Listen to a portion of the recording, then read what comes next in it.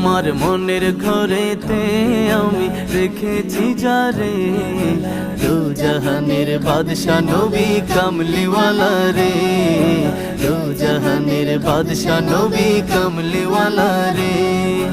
আদি পিতা আদম যখন মুসিবতে পড়ে, ওদের নবীর উসিলাতে আল্লাহ কবুল করে।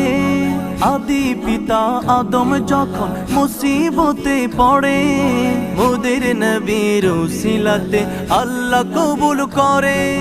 সাকারাতের বিছানাতে দেখা দিও রে, দু জাহানের বাদশা নবী কামলিওয়ালা রে, দু জাহানের বাদশা নবী কামলিওয়ালা রে।